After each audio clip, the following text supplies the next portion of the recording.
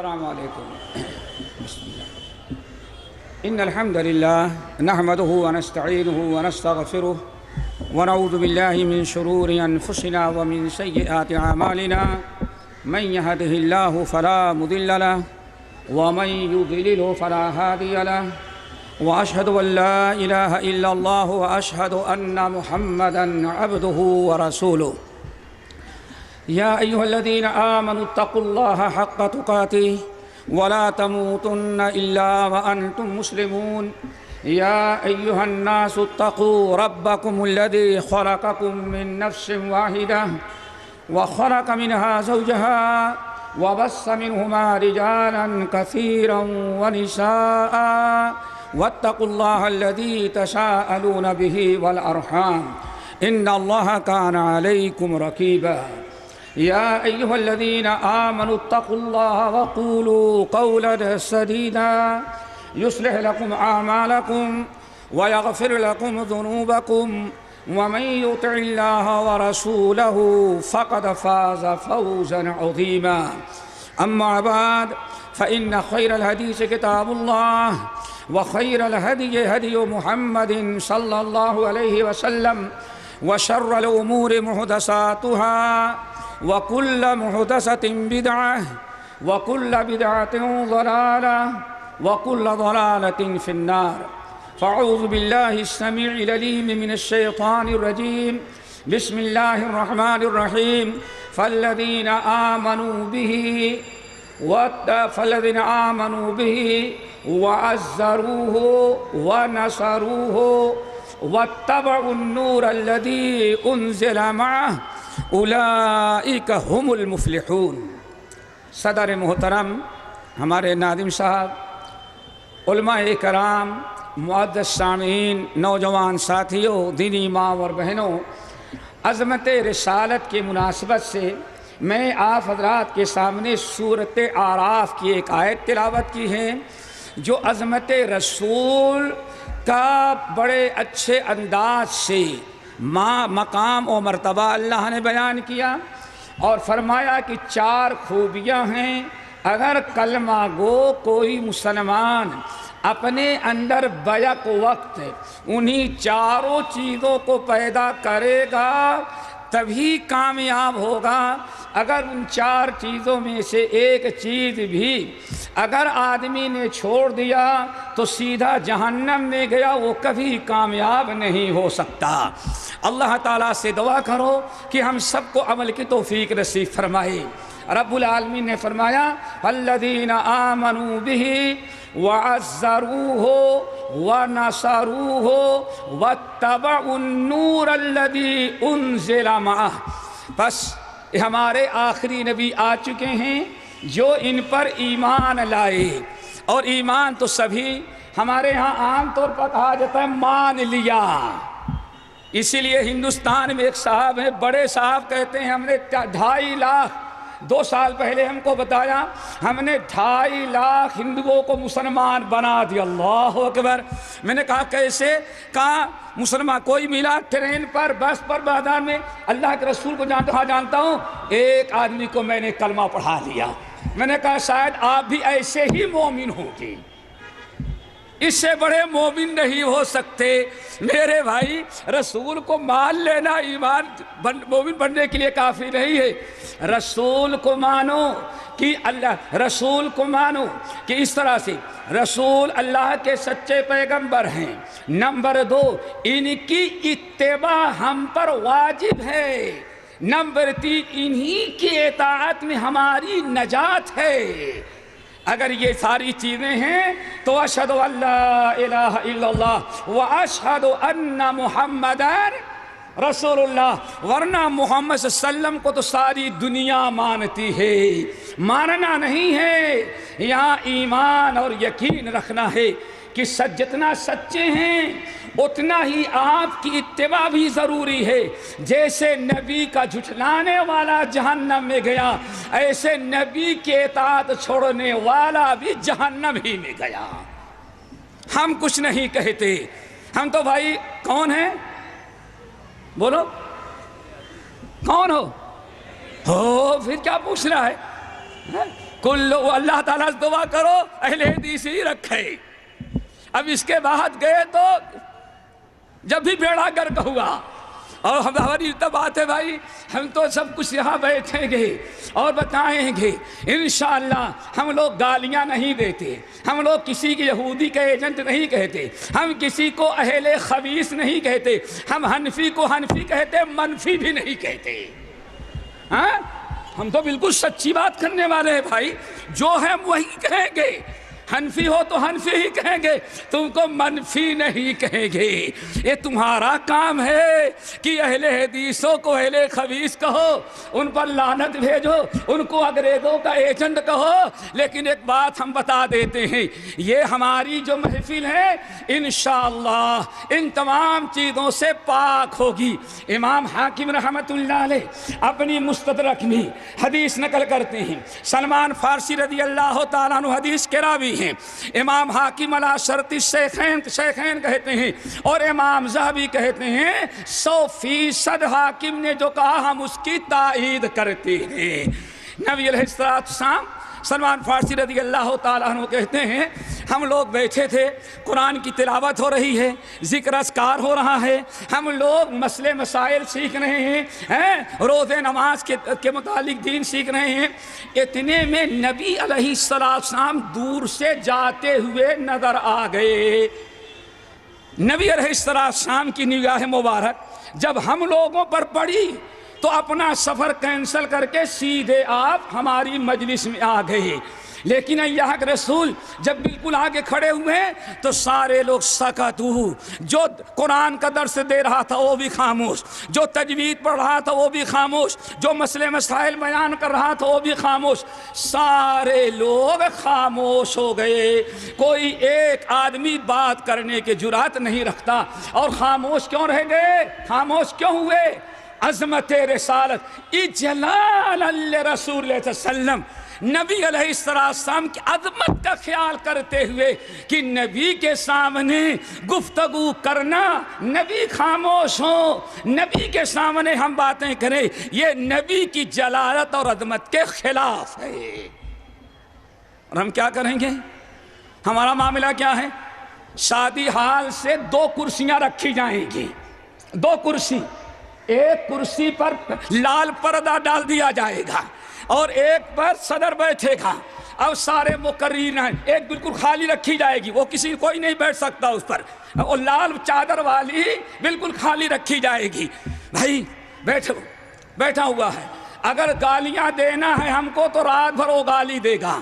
جب آخری بات آئی، بھائی اب سارے لوگ اب کھڑے ہو جاؤ، اب کھڑے ہو جاؤ، کیوں؟ اب رسول کی آمد ہو رہی ہے۔ اللہ اکبر! تم کیسے اللہ کے رسول کے بے ادب ہو کہ رسول کے سامنے کرسیوں پر بیٹھ کے تقریریں کرتے ہو۔ سارے لوگ تو خاموش ہو گئے، نبی علیہ السلام پہنچے، کھڑے ہو گئے، خاموش ہو گئے صحابہ۔ آپ نے فرمایا ما تقولون، اللہ اکبر! تم لوگ کیا بات کر رہے تھے؟ ما تقولون، تمہاری کیا گفتگو چل رہی تھی؟ کس مسئلے پر گفتگو کر رہے تھے؟ ہم لوگوں نے کہا یا رسول اللہ، نہ ہم لوگ غیبت کر رہے تھے، نہ چغلی کر رہے تھے، نہ شکوہ شکایت کر رہے تھے، نہ کسی کو ابلیس کی اولاد کہہ رہے تھے، نہ کسی کو یہودیوں کا ایجنٹ کہہ رہے تھے۔ ہم لوگ تو سیدھے سادھے بیٹھے دین کی باتیں، قرآن و حدیث کی باتیں کر رہے تھے۔ آپ نے کیا فرمایا؟ ہماری محفلیں تو یہ ہیں، ہماری محفلیں اس طرح کی ہوتی ہیں جہاں اللہ کے رسول کا فرمان، اللہ کی کتاب کی تلاوت کی جائے، مسئلے مسائل بیان کی جائیں۔ ابھی آپ نے دیکھا کہیں اتباع سنت کی بات ہے، کہیں توحید کی بات ہے، کہیں عظمت رسالت کا معاملہ ہے۔ ہم نے کسی فرقے کو نشانہ نہیں بنایا، ہم نے کسی کو نشانہ نہیں بنایا، ہمارا نشانہ ایک ہے۔ 2 ہی ہمارے پاس میزائل ہیں، ایک ہے قرآن اور دوسرے ہے حدیث۔ عمر فاروق رضی اللہ تعالیٰ عنہ کہتے ہیں اہل بدعت پر تم میزائل چلاؤ، ایک قرآن کا، دوسرے نبی کی حدیث کا، اس کے علاوہ تو ہمارے پاس بھائی کچھ نہیں ہوتا، کوئی چیز ہے ہی نہیں۔ بہرحال اللہ کے رسول نے فرمایا سنو، فإني رأيت الرحمة تنزل عليكم فأحببت أن أشارككم. میرے صحابیوں، اے سلمان اور ان کے ساتھیوں، میں اپنے کام سے جا رہا تھا، میں اپنی ضرورت سے جا رہا تھا، میں نے اپنے گھر سے تمہارے پاس آنے کا ارادہ نہیں کیا تھا، لیکن بات اصل یہ ہے ہمیں کچھ اندازہ لگا کہ تم لوگ بیٹھے کچھ بات کر رہے ہو. اللہ کی قسم جب میں نے پلٹ کر کے تم کو دیکھا تو فإنی رأیت الرحمة تنزل علیکم، ہم نے دیکھا کہ اللہ تعالیٰ کی رحمت تم پر نازل ہو رہی تھی. اس لیے فَأَحْبَبْتُ أَنْ أُشَارِكَكُمْ، میں سوچا کہ دنیا کا سارا کام چلتا رہے گا، یہ ایمان والے ہمارے صحابی بیٹھے ہیں کسی مجلس میں اور اللہ کی رحمتوں کا نزول ہو رہا ہے، ان میں شامل ہو جاؤ تاکہ رب کی رحمتوں کے مستحق تم بھی بن جاؤ. اب میرے بھائی، ایک تو یہ ہے. نمبر 2، ہم اب جو باتیں کریں گے، دین کی باتیں کریں گے، کسی کے حق میں دعائیں کریں گے، کسی کی صحت کا، کسی کی رحمت کا، کسی کے پر برکت کا، تو اللہ کے رسول صلی اللہ علیہ وسلم کے فرمان کے مطابق فرشتہ کھڑا ہوگا، کہے گا کہ ہاں اللہم لک مثلہ. اگر ہم کہیں گے اللہ میرے بگڑے ہوئے بھائیوں کو سدھار دے، تو فرشتہ کہے گا اللہ اس مولوی کو ان سے پہلے سدھار دے. اللہ اکبر. اور اگر سدھرا ہوا ہے تو مرتے دم اس کو قائم رکھنا، یہ تو الفرشتہ کہتا ہے. اور اگر سن لو ہم نے کہا وہ جھوٹا ہے، وہ برا ہے، وہ لعنتی ہے، وہ یہودی ہے، وہ عیسائی ہے، وہ فلاں کے ایجنٹ ہے، تو فرشتہ کھڑا کیا کہتا ہے؟ بدبخت، جس کو تو کہہ رہا ہے وہ تو نہیں ہے بلکہ تو ایسا ضرور ہے. اب گالیاں دے رہے تھے تو فرشتے کیا فتویٰ دے کے گئے وہ تو قیامت کے دن دیکھیں گے انشاءاللہ. کیا کہا فرشتوں نے؟ اے اللہ یہ بندہ تو ایسا نہیں ہے، یہ گالیاں دینے والا ظہور یہودیوں کا ایجنٹ ہوگا، وہ تو اہل حدیث ہے، یہ اہل خبیث ہوگا. ہم دعا کرتے اللہ ان کو بھی ہدایت دے دے، اللہ رب العالمین انہیں بھی سیدھے راستے پر لگا دے. میرے بھائیو، جو آیت ہم نے پڑھی ہے اس میں 4 چیزیں بیان کی گئی ہیں. بات چلی تھی ایمان کی. فالذین آمنوا، کامیاب اگر ہونا چاہتے ہو تو کتنی شرطیں ہیں؟ 4. نمبر 1، فالذین آمنوا، ایمان لائیں. اور ایمان کا مطلب میں نے بتایا صرف نہیں ربیع الاول آ جائے تب مسلمان، نہیں اشہد ان محمد رسول اللہ ہو تب مسلمان نہیں. اللہ کے ہاں جاتے ہیں بال کٹانے، وہاں بھی ہم محمدی رہتے ہیں. اگر داڑھی میں قینچی لگاتا ہے تو ہٹ خبردار داڑھی میں قینچی نہیں لگانا، کیوں؟ ہم محمدی ہیں، ہم اہل حدیث ہیں. میرے بھائیوں، فالذین آمنوا بہ، جو نبی پر ایمان رکھتے ہیں. نمبر 2، وعزروہ، اور نبی کی عظمت کرتے ہیں. عظمت یاد رکھنا، اسی پر ہمیں گفتگو کرنی ہے. فالذین آمنوا بہ، جو ہمارے نبی پر ایمان رکھتے ہیں. نمبر 2، وعزروہ، اور نبی کی انتہائی تعظیم اور عظمت اور ادب اور احترام کرتے ہیں. نمبر 2، ونصروہ، اور نبی کی مدد بھی کرتے ہیں. نبی کی بھی مدد کرتے ہیں. نبی کے اصل میں نبی کسی کے مدد کے محتاج نہیں، اصل میں نبی جو دین لاتے ہیں اس دین کی مدد کرنا ضروری ہے. اور نبی جو دین لے کر کے آئے کتنے تھے؟ وہ کتنے تھے؟ نہیں، وہ صرف 35 دن تھے. ہاں کیوں؟ جب تک وہ 35 علم نہیں آئے گا تب تک قرآن کسی کی سمجھ میں نہیں آئے گا. اسی لیے نبی پہلے وہ 35 علم لے کے آئے، بعد میں قرآن. نبی 2 ہی علم لے کر کے آئے دوستو، ایک کتاب اللہ اور دوسرے سنت رسول. اب انہی سی دین کی مدد کرنا ہے، توحید کی اور اتباع سنت کی. ہمیں ان دونوں چیزوں کی مدد کرنا ہے. اللہ نے فرمایا فالذین آمنوا بہ، جو ایمان لائے. نمبر 2، وعزروہ، نبی کی تعظیم کی. نمبر 3 وَنَصَرُوهُ، عظمت کے ساتھ ساتھ نبی کی مدد کا بھی جذبہ رہے۔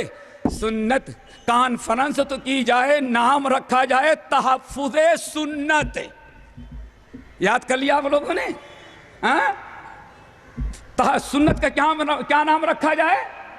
تحفظ سنت۔ لیکن تحفظ سنت نہیں بلکہ تحفظ، اب تم لوگ کو میں کہوں گا تو شکایت ہوگی، سن لیا آپ نے؟ تحفظ سنت۔ نبی اللہ تعالیٰ فرما رہے ہیں وَنَصَرُوهُ، اور کتاب سنت کی مدد کریں، نبی کی مدد کریں۔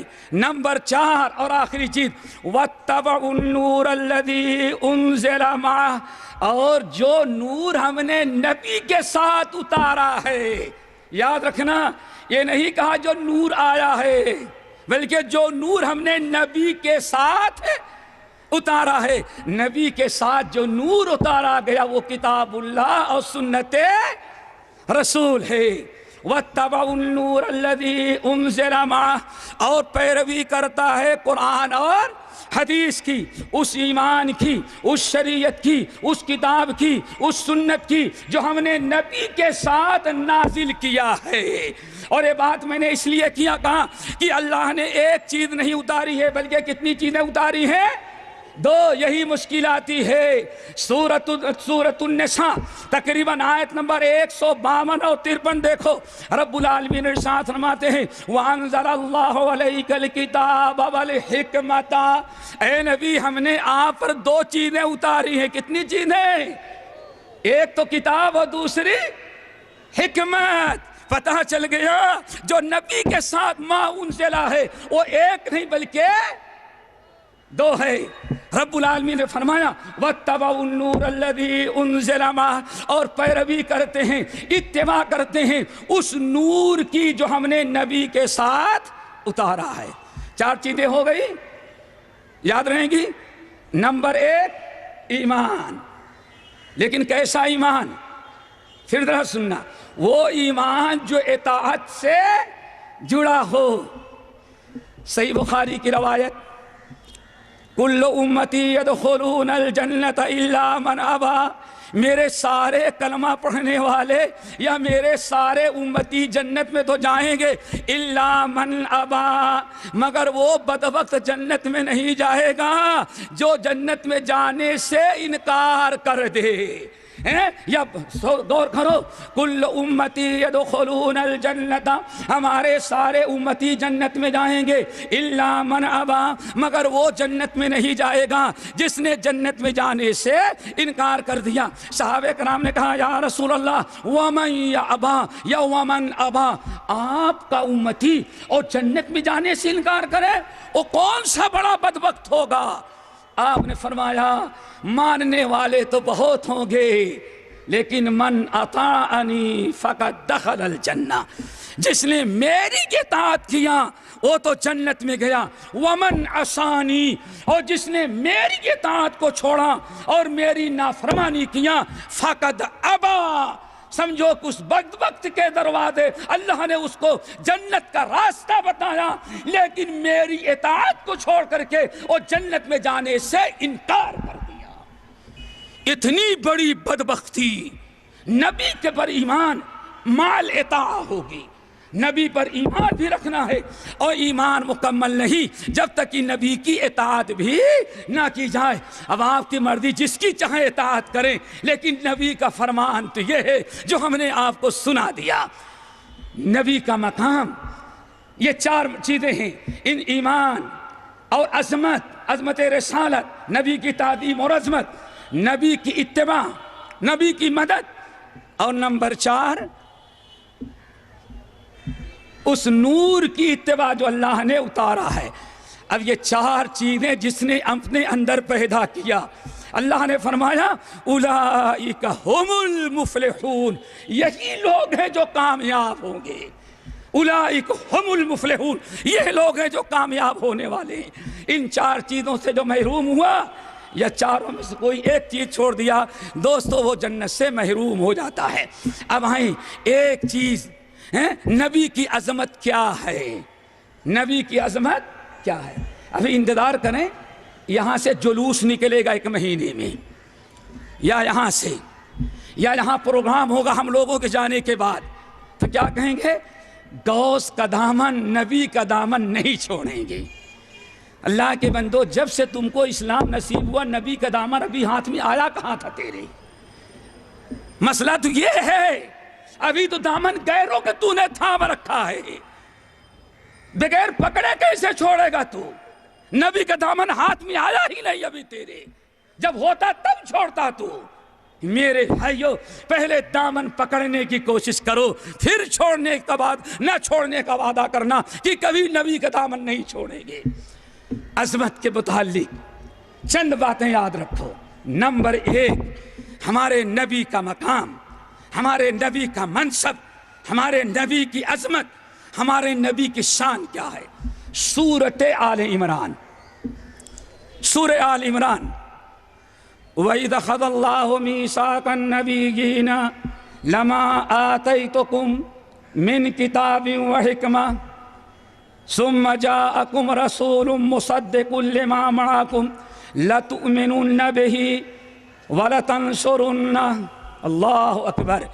اللہ تعالیٰ فرماتے ہیں جب بھی ہم نے دنیا میں کوئی نبی بھیجا، حضرت آدم، حضرت ادریس، حضرت شیش، حضرت نوح، حضرت ہود، حضرت فلاں فلاں، یہاں تک کہ حضرت عیسیٰ تک، علی رضی اللہ تعالیٰ عنہ، عبداللہ بن عباس رضی اللہ تعالیٰ عنہما یہی تفسیر بیان کرتے ہیں کہ جب بھی اللہ نے کسی نبی کو بھیجا، اس کو کتاب دیا، شریعت دیا، اس کو سنت سے نوازا، لیکن بھیجنے کے وقت نبی سے یہ وعدہ لیا، جاؤ تمہیں کتاب دے رہے ہیں، شریعت دے رہے ہیں، لیکن اپنی نبوت پر، اپنی رسالت پر، اور اپنی حدیثوں پر، اور اس میری کتاب پر اسی وقت تک عمل کرنا جب تک آخری نبی نہ آ جائیں. جب تک آخری نبی نہ آ جائیں. جب آخری نبی آ جائیں تو یہ تمہاری کتاب، اپنی کتاب جو ہم نے تم کو کتاب دیا ہے تو میری کتاب، لیکن اب اس کتاب پر عمل کرنے میں تمہاری نجات نہیں ہے. اللہ اکبر. یہ ایک حدیث، یہی ایک آیت سامنے رکھو تو نبی کی عظمت کا پتہ چلتا ہے. نبیوں سے اللہ نے عہد لیا، لَتُؤْمِنُنَّ بِهِ وَلَتَنصُرُنَّ.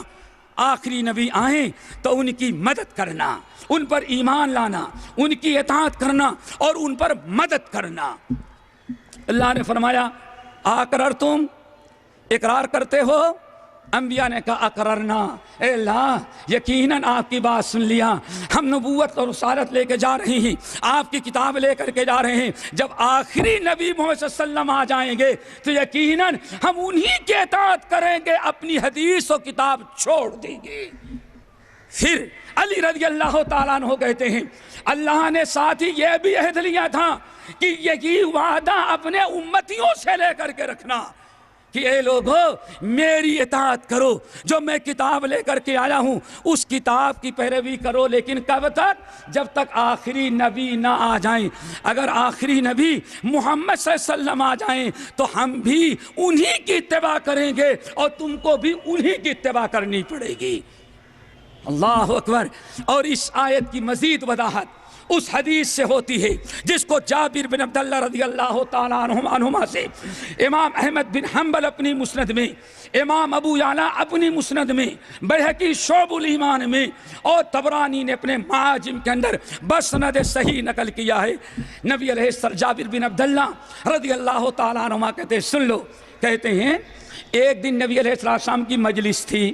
حضرت عمر فاروق کو کہیں سے تورات کا ایک نسخہ یا تورات کی چند آیات مل گئیں، وہ بڑی اچھی لگیں، ان کو لکھ لیا، نوٹ کر لیا، لے کر کے آئے، موقع کے انتظار میں تھے. جس دن نبی علیہ السلام کی مجلس میں موقع ملا، حضرت عمر فاروق رضی اللہ تعالیٰ عنہ کھڑے ہوئے اور ان کو پڑھنا شروع کیا. نبی علیہ السلام سن رہے ہیں. اب فتغیر وجہ رسول اللہ, نبی علیہ السلام کا چہرہ مبارک سرخ ہو رہا ہے, رنگت بدل رہی ہے, چہرے پر غصہ آ رہا ہے.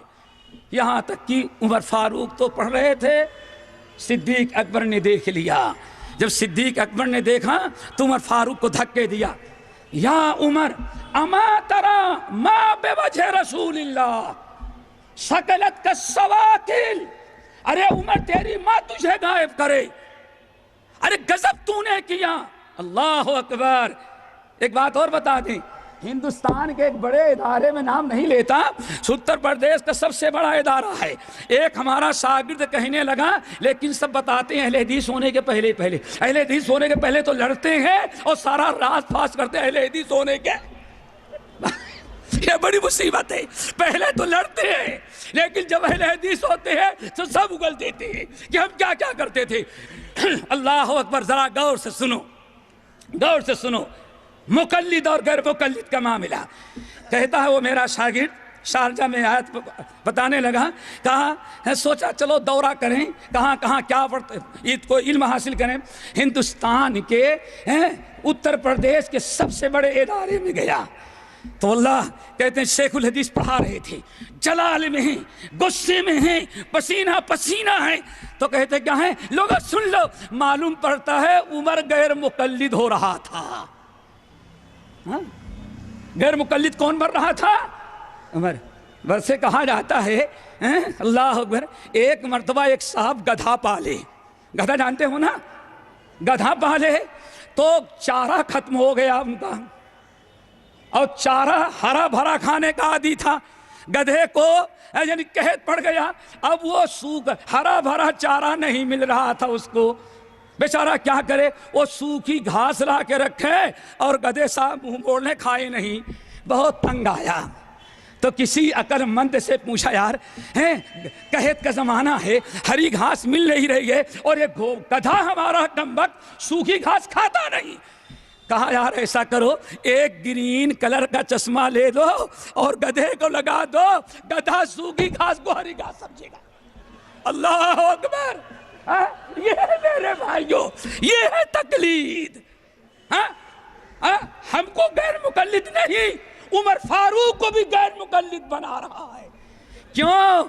گدھے کو جس چیز کی اینک لگ گئی ہے, گرین اینک ہے تو سوکھی گھاس بھی گرین ہے. اگر لال کلر کی ہوتی, ریڈ کلر کی,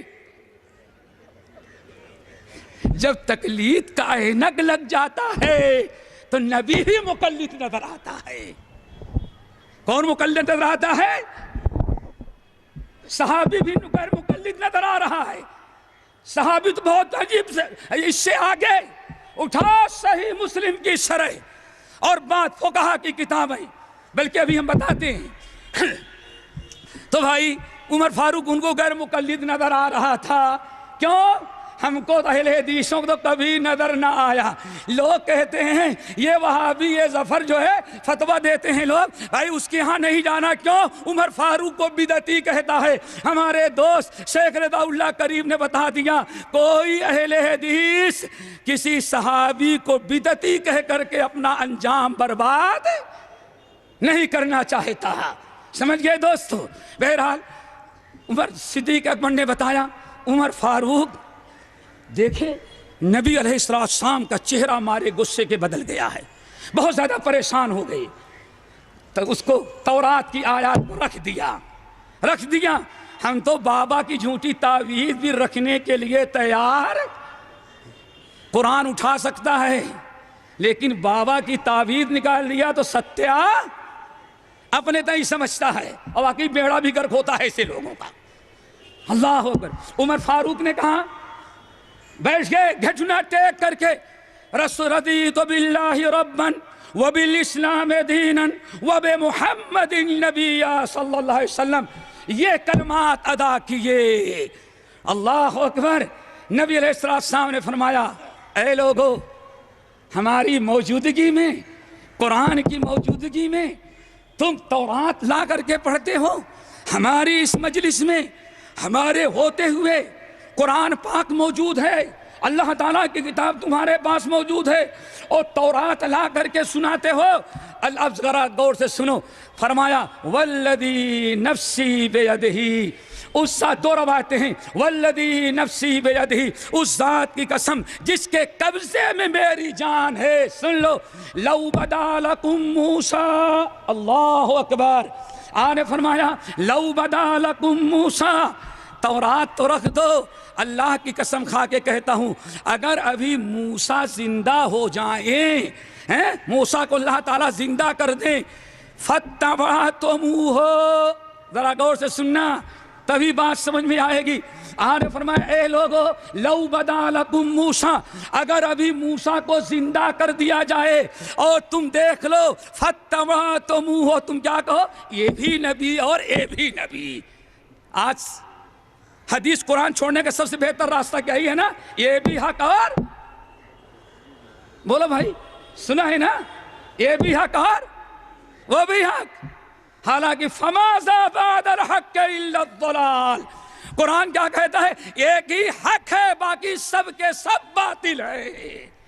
اور ہم نے دل کو بہلانے کے لیے غالب خیالت اچھا یہ بھی حق اور یہ بھی حق، یہی حق ہے، یہ بھی حق وہ بھی حق ہے. لیکن ہم رفع الیدین کہتے ہیں تو غصہ کیوں آتا ہے بھائی؟ یہ بھی حق ہے تو کبھی ایسا کرو زور سے آمین بولو جیسے سید سلیمان ندوی کیا کرتے تھے، مولانا اشرف علی تھانوی کے مرید. نام سنا ہے نا؟ ہاں کہتے ہیں ندوہ کے حوض پر میں نے وضو کیا اور نہ وضو کیا، وضو کر کے فارغ ہوا تو کہا کہ ہمارا استاد شبلی نعمانی صاحب جو ہیں وہ اہل حدیثوں سے بہت چڑھتے ہیں. وہ کہتے ہیں ایک انسان یہ ایک مسلمان عیسائی تو ہو سکتا ہے لیکن اہل حدیث نہیں ہو سکتا. ہمارے بہت سارے مشائخ نے ایک قول پڑھا ہوگا، یاد ہے نا آپ کو کیا؟ اور اگر نہ سمجھ میں آئے اٹھا سیرت شبلی علامہ سید سلیمان ندوی رحمت اللہ علیہ کی. کہتے ہیں ہمارے استاد میرے بھائی ہمارے شیخ رضا کہہ رہے تھے یہ کوئی نئی چیز نہیں ہے. قرآن نے کیا کہا اتواصوا بہ بل ھم قوم طاغون. معلوم یہ پڑتا ہے ان کے جانے والے بڑے ان کو یہی تعلیم دے کے گئے تھے. میں نے جیسے اہل حدیثوں کو اہل خبیث کہا تم بھی ان کو اہل خبیث ہی کہنا. اتواصوا بہ بل ھم قوم طاغون. اللہ فرماتے ہیں یہ کیا وجہ ہے؟ بڑے بھی وہی کہتے رہے اور دوسرے چھوٹے بھی وہی کہہ رہے ہیں، پہلوں نے بھی وہی کیا بعد والوں نے بھی یہی کیا. معلوم دو ہی چیز معلوم پڑتا ہے کہ بڑے لوگوں نے جانے کے پہلے ان کو یہی وصیت کیا تھا اور یہی تاکید کیا تھا خبردار جان نکل جائے لیکن حدیث پر عمل نہیں کرنا، رہنا یہی، ہاتھ نیچے ہے تو اوپر نہ آئے. سمجھ گئے نا؟ ہاتھ باندھ لیا ہے تو کبھی اٹھانا نہیں. کیوں؟ اتواصوا بہ بل ھم قوم طاغون. اللہ نے فرمایا ان کے بڑوں نے وصیت نہیں بلکہ یہ خود بھی سرکش ہیں اور حد سے تجاوز کرنے والے ہیں. بہرحال دوستو سید سلیمان ندوی رحمت اللہ علیہ یہ مولانا اشرف علی تھانوی سے بیعت کیے ہوئے تھے. میں حوالہ اس لیے دے رہا ہوں بلکہ مولانا اشرف علی تھانوی رحمت اللہ علیہ کے بھی وہ ایک حوالہ دے دوں، بڑا مزیدار ہے. کل بات ہو رہی تھی شاید آج آپ کے کام آ جائے. انہوں نے ایک تفسیر لکھی ہے، تفسیر کا نام ہے تفسیر شریف کا نام ہے بیان القرآن. کیا نام ہے دوستو؟ بیان القرآن. شیخ الاسلام مولانا ثناء اللہ مرسری رحمت اللہ علیہ کہتے ہیں میری نقل سب سے پہلے کسی نے اتارا تفسیر کرنے میں تو اشرف علی تھانوی صاحب ہیں.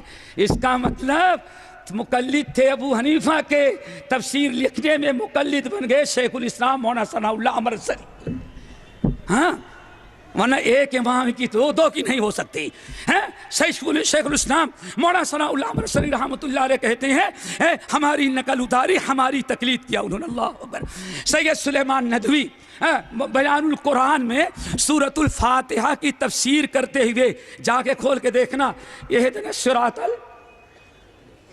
الصراط المستقیم صراط الذین انعمت اے اللہ ان لوگوں پر چلانا جس پر انعام کیا ہے، غیر المغضوب، مغضوب علیہم کی کے طریقے سے اللہ مجھ کو بچانا، نبیوں کے طریقے پر، صدیقین کے طریقے پر، شہداء کے طریقے پر، صالحین کے راستے پر چلانا۔ اے میرے رب ہم کو یہ مغضوب علیہم کے طریقے پر نہ چلانا، والضالین، اور ضالین کے راستے پر بھی نہ چلانا۔ اللہ تعالیٰ آگے تو ہم کچھ نہیں کہہ سکتے بھائی، یہی کہہ سکتے ہیں جس چیز کے وہ مستحق تھے اللہ ان کو وہی دے دے، سمجھ گئے نا؟ اتنا ضرور کہتے ہیں، ایک بات ایسی لکھ دیا، کہتے ہیں مغضوب علیہم سے مراد یہودی ہیں، کیوں؟ وہ حق سمجھتے تھے لیکن عمل، مزہ آیا؟ بات سمجھ میں آئی؟ اب اس سے آگے کچھ نہیں کہیں گے۔ جو حق سمجھتا ہو لیکن پھر بھی عمل نہ کرے، وہ کس کے طریقے پر ہے؟ اللہ اکبر، اٹھاؤ بیان القرآن۔ اور حق سب سمجھتے ہیں۔ ہمارے ڈسٹرکٹ پرتاپ گڑھ کے سب سے بڑے عالم جو تھے اور پرتاپ گڑھ کے لوگ ہو سکتے ہیں بہت سارے ان سے مصافحہ بیعت کرنے والے بھی موجود ہوں، ان کو ساری زندگی بھر فخر تھا کہ ہم مولانا انور شاہ کشمیری کے مقصود شاگردوں میں سے ہیں۔ وہ مدرسہ چلا رہے تھے، ان کا بچہ جو ہے لڑکا، وہ نابالغ تھا، قرآن پاک ختم کر لیا، حافظ بن گیا لیکن ابھی نابالغ ہے۔ رمضان کا مہینہ آ گیا، اب اگر بچہ حفظ اگر تراویح پڑھائے تو پورے علاقے میں نام روشن ہوگا، واہ اس مدرسے کی پڑھائی بڑی اچھی، کیوں؟ اتنے چھوٹے بچے نے قرآن حفظ کر ڈالا، اور اتنا حفظ کیا ماشاءاللہ 20 رکعت تراویح کی نماز پڑھا رہا ہے۔ اور مشکل کیا ہے؟ اعلان تو کر دیے لیکن اب مسئلہ آیا، اگر حدیث پر عمل کرتے تو کوئی مشکل نہیں، نہ حلالے کی ضرورت نہ ہیلے بہانے کی ضرورت۔ آئی بات سمجھ میں؟ ابھی پچھلے مہینے ہم برطانیہ میں تھے تو وہاں ایک بڑا مسئلہ آیا، بڑا احتجاج، عورتیں روڈ پر نکلی ہوئی تھی، کیا بات ہے یہ؟ اور یہاں کچھ مولویوں نے اس سینٹر قائم کیا ہے۔ ابھی تک تو برطانیہ میں سینٹر قائم ہوتا تھا حدیث کا، قرآن کا، فقہ کا، تعلیم کا، حفظ کا۔ اب برطانیہ میں کچھ علماء نے ایک نیا سینٹر قائم کیا ہے، وہ کیا ہے؟ حلالہ کھانا۔ اب نیا سینٹر کیا قائم ہوا؟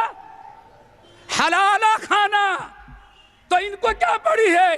یہ عورتیں اس لیے جلوس نکالی ہیں، حکومت سے مطالبہ کر رہی ہیں، برطانوی حکومت سے مطالبہ کر رہی ہیں، جرم شوہر کا ہے تو حلالہ بھی وہی کرائے گی، ہم نہیں کرائے گی۔ اللہ اکبر، یہ ہے میرے بھائی انجام۔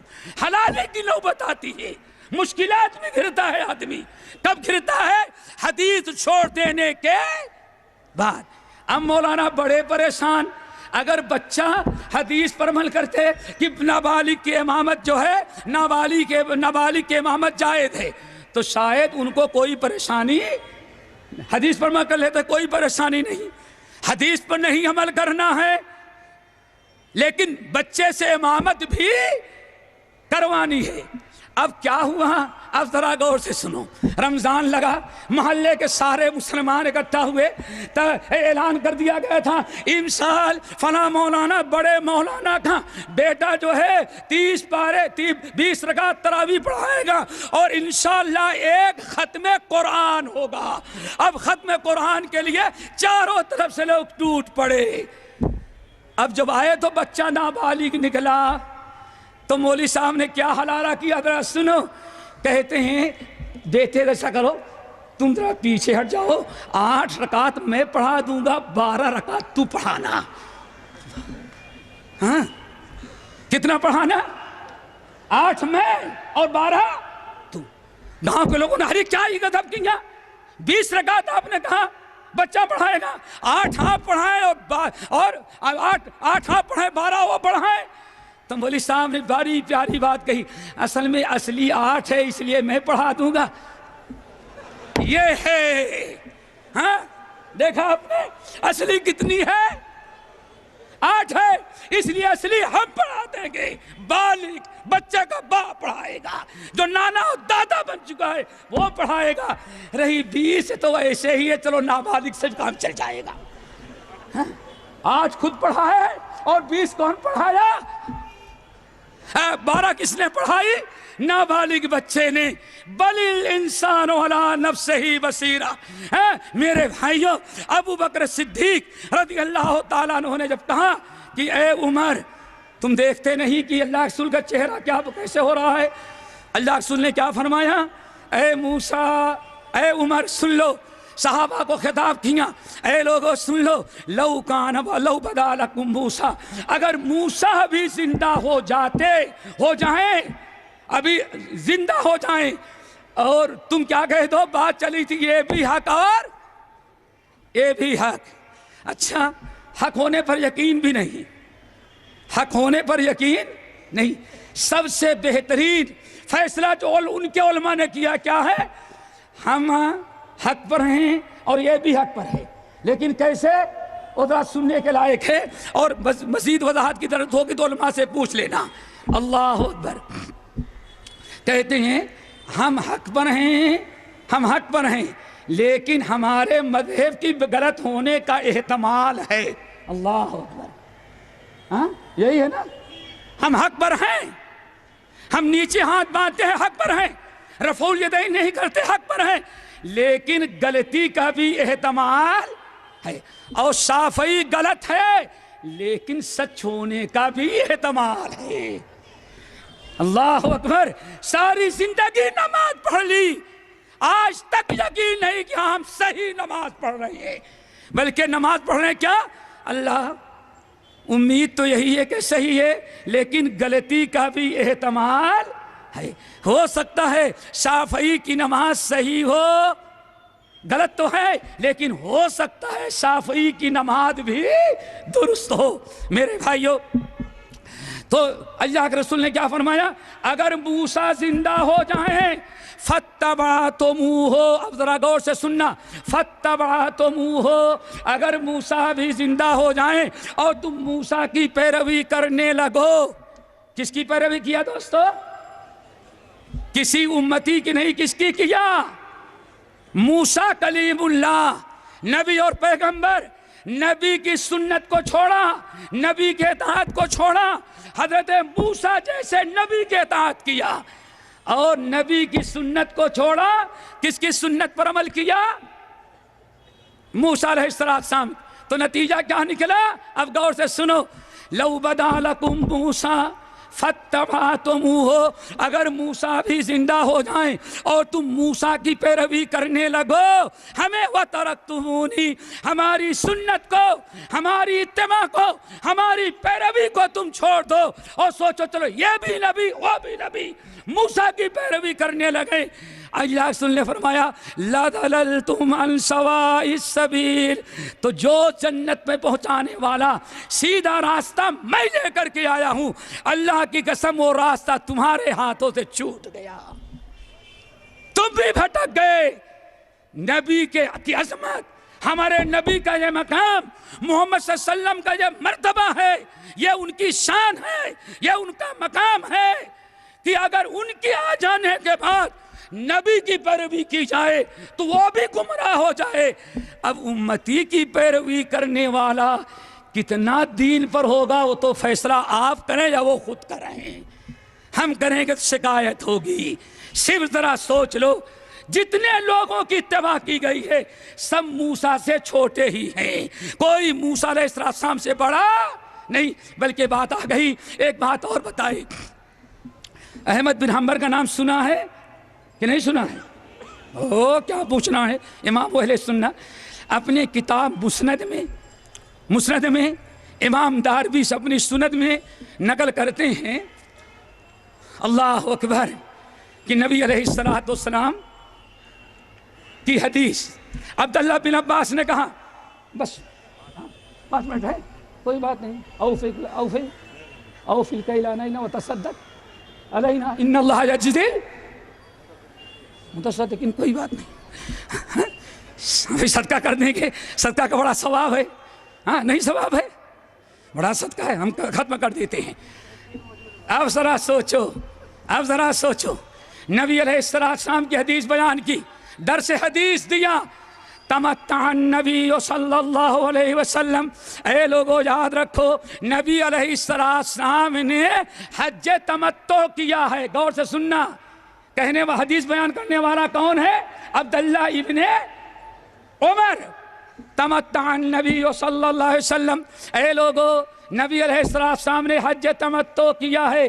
ایک نوجوان کھڑے تھے جن کا نام ہے عروہ کھڑے ہو گئے اور لوگوں سے کہا نہا ابو بکر و عمر، اللہ اکبر، نہا ابو بکر و عمر۔ اے لوگوں یہ ابو بکر کیا کہہ رہے ہیں؟ اللہ کے رسول نے حج تمتع کیا ہے، لیکن میں کہتا ہوں نہا ابو بکر و عمر، حج تمتع سے ابو بکر اور عمر نے منع کیا ہے۔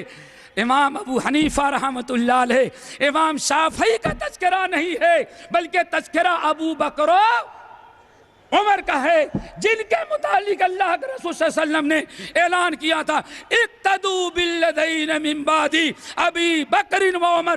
اے لوگوں میرے جانے کے بعد میرے ان دونوں ساتھیوں ابو بکر و عمر کی اتباع کرنا، کتنا اونچا مقام ہے۔ کیا کہا؟ اے ابو بکر، اے عبداللہ، تم تو کہتے ہو اللہ کے رسول نے حدیث بیان حج تمتع کیا ہے، لیکن اللہ کے میں کہتا ہوں ابو بکر و عمر جیسے دونوں صحابیوں نے حج تمتع سے کیا کیا بھائی؟ منع کیا ہے۔ اب عبداللہ بن عباس نے کیا جواب دیا وہی سن لو، اسی پر انشاءاللہ ہم بات ختم کرنے کی کوشش کریں گے ہاں انشاءاللہ۔ کیا کہا ذرا سن لو، یوشکو، اے مسلمانوں سن لو، یوشکو ان تنزل علیکم حجارۃ من السماء، اے مسلمانوں سن لو، ہم اللہ کے رسول کی حدیث بیان کرتے ہیں اور تم ابو بکر عمر کا فتویٰ دکھلا کر کے حدیث سے ٹکراتے ہو۔ اللہ کی قسم مجھے اس بات کا یقین ہو رہا ہے ان قریب اللہ تعالیٰ تمہارے اوپر پتھر کی بارش برسا کر کے تم لوگوں کو ہلاک کر دے۔ کیوں ہلاک کر دے؟ زنا کیا، چوری کیا، قتل کیا؟ نہیں، صرف یہ جرم ہے کہ نبی کی حدیث کو رد کر دیا، وہ بھی امام ابو حنیفہ کے لیے نہیں، امام شافعی کے لیے نہیں، احمد بن حنبل کے لیے نہیں، امام مالک کے لیے نہیں، حدیث رد کیا تو ابو بکر و عمر کے لیے۔ لیکن اس کے بعد اس صحابی کیا کہتے ہیں؟ اب دمانہ، اگر اللہ کے رسول کی اطاعت کو چھوڑ کر کے، اللہ کے رسول کے حدیث کو چھوڑ کر کے ابو بکر عمر کے فتوے پر عمل کرتے ہو تو یہ بھی گمراہی ہے، تم ہلاک ہو جاؤ گے۔ قریب ہے کہ اللہ تعالیٰ تم پر آسمان سے بارش برسا دے۔ اس سے اندازہ لگائیں کہ نبی علیہ السلام کا مقام کیا ہے۔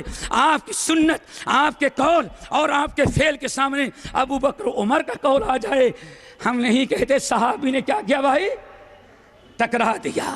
لیکن ذرا سن لو، صحابی نے ٹھکرایا تو صحابی رہے، کیا رہے؟ صحابی رہے۔ امام نے ٹھکرایا، امام رہے۔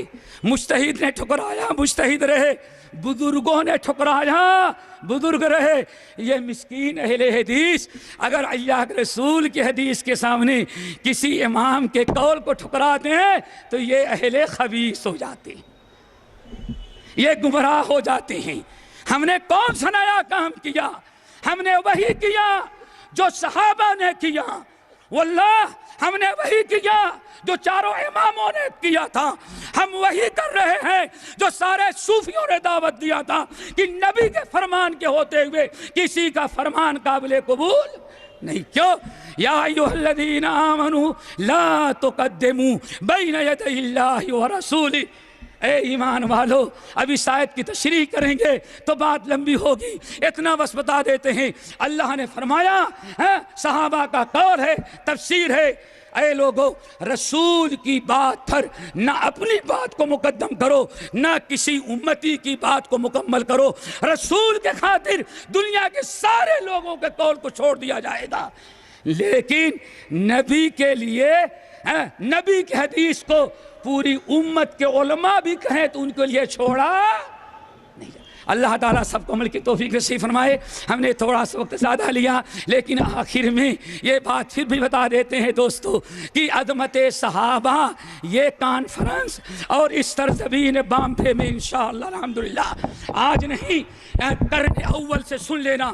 قرن اول سے نبی علیہ السلام کے انتقال فرمانے کے 5 سال گزر رہے تھے اس سرزمین بامبے میں مسلمانوں نے عظمت رسول کا جھنڈا گاڑا. سب سے پہلے عمر فاروق رضی اللہ تعالیٰ عنہ کے دور خلافت میں 3 صحابہ آئے, حضرت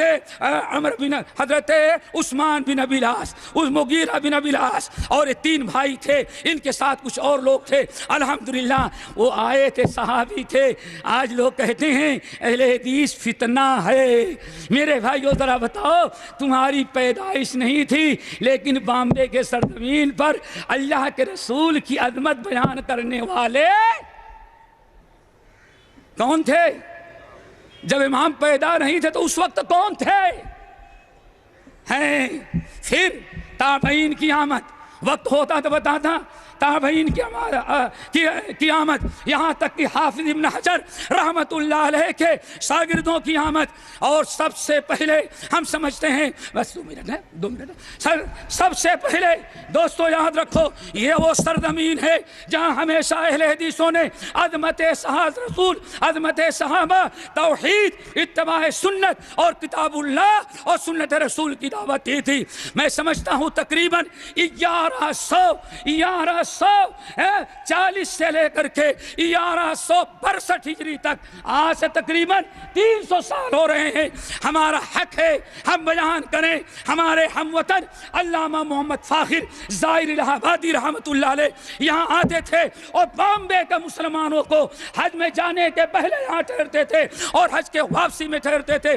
اس سرزمین پر برابر انہوں نے عظمت رسول کا جھنڈا گاڑا اور دعوت دیا. ان کے جانے کے بعد پھر ذرا سن لو, تقریباً 1821 ہجری عیسوی کے اندر ہمارے ہم وطن, اسی لیے جو ساتھی پرتاپ گڑھ کے موجود ہیں, الہ آباد کے موجود ہیں, ان کے لیے بڑی خوشخبری کی چیز ہے کہ ان کا حق ہے کہ اس جماعت اہل حدیث کے لیے اپنی جان, اپنا مال, اپنا وقت, اپنا علم سارے قربان کر دیں. کیوں؟ دوسرا مرد مومن 1821 عیسوی میں جو یہاں آیا تھا وہ الہ آباد موائمہ کے رہنے والے علامہ سید عبداللہ جھاؤ میاں رحمت اللہ علیہ تھی, جنہوں نے 1821 میں بنگالی مسجد کے بنیاد رکھی اور یہاں رہ کر کے انہوں نے دعوت و تبلیغ کیا. پھر اس کے بعد 1829 میں سید احمد شہید رحمت اللہ علیہ نے اپنے شاگرد اہل حدیث عالم کتاب سنت کا دعوت دینے والا توحید کا علمبردار محمد علی رامپوری رحمت اللہ علیہ تشریف لائے. پھر ان کے چلے جانے کے بعد سید عبداللہ لبریدہ رحمت اللہ علیہ آئے اور انہوں نے یہاں اسلام کا جھنڈا گاڑا اور توحید سے روشناس کرایا اور عظمت رسول کی دعوت دی. پھر اس کے بعد سید شہید سن 1300 کے اندر 1300 پر میاں شیخ الکل میاں نذیر حسین محدث دہلوی رحمت اللہ علیہ آئے اور اس وقت بامبے کی مسلمانوں نے ان کے ساتھ وہ سلوک کیا جو آج تمہارے ساتھ نہیں کر رہے ہیں. لیکن الحمدللہ یہاں رہ کر کے کتاب و سنت کی دعوت دیا اور جانے کے بعد حج سے لوٹے تو مولانا رضوان اللہ اپنے شاگرد کو یہاں بھیجا اور انہوں نے رہ کر کے جماعت قائم کی. آج الحمدللہ ان اکابر کی برکت ہے کہ پورے بامبے میں کتنی مسجدیں ہو گئی؟ اللہ, ہاں پورے بامبے میں 150 مسجدیں ہیں اہل حدیث جماعت کی. انشاءاللہ یہ اس کی جبس میں جہاں کا اور ہی انداز ہے. مشرق و مغرب میں اہل حدیث و تمہارے دور کا آغاز ہے. اقول قولی ھذا واستغفر اللہ من کل ذنب واتوب الیہ.